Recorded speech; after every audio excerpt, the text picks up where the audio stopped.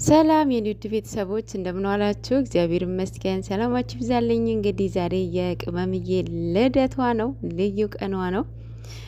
የቅመምዬ መልእክት መልካም ነገር የተመኛችሁልኝ የኔ ውድ ቤተሰቦች አመሰግናለሁ፣ ወዳችኋለሁ ብላለች። እኛንም እንወድሻለን ማማዬ። ከንጉሷ ደግሞ የኔ አበባ ፍቅርሽን ጨለማ ቀኖቼን የሚያበራ ብርሃን ነው። ዛሬ አንቺ ለእኔ ተወለድሽልኝ ቀን ነው። በደከመኝ ሰዓት ብርታቴ፣ በከፋኝ ሰዓት ደስታዬ። አንቺ የመሰለ ቅመም የሆነች ልጅ የተወለደችው ዛሬ ነው። ነፍ አመት ኑሪልኝ፣ ዘመንሽ ይባረክ። የስኬት የደስታ የከፍታ አመት ይሁንልሽ። በጣም አፈቅርሻለሁ ይላል ከንጉሷ። በጣም ደስ ይላል።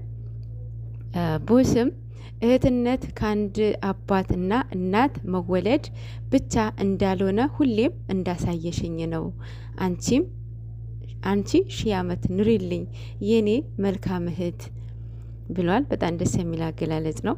የኔ እናት እንኳን ተወለድሽልን ቅመም የኔ ቆንጆ፣ ሀፒ በርስቴ፣ መልካም ልደት፣ ከፍታ፣ የለውጥ የስኬት ዘመን ያድርግልሽ። ከምትወጂው ከሚወድሽ ከምታፈቅሪው ከሚያፈቅርሽ ፍቅረኛሽ የወደፊት ባልሽ ጋራ እንድትኖሪበት እግዚአብሔር ያድርግልሽ ማለት ነው።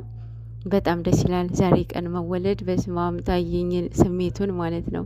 በእመቤታችን በማፍቅር ቅድስት ኪዳነ ምሕረት የተወለዳችሁ ሀፒ በርስዴ፣ እንኳን ተወለዳችሁ ማለት ነው። እና ፎቶ ልቀቂ እያላቸዋት ነበረ ቲክታኳ ላይ ማለት ነው። ቅመሟም ለቃላቸዋለች ኢንስታል ላይ። ዩቱብ ላይ ደግሞ በቪዲዮ ይመጣሉ። ማታ ምና ይሆናል። ቪዲዮን አሪፍ እንደሚሆን አንጠራጠርም። ምክንያቱም በጠዋቱ ቪዲዮ እንዳያችሁት ማለት ነው። አይ ቲንክ እንትነዋ ምንድነው ቦሌ ይመስለኛል።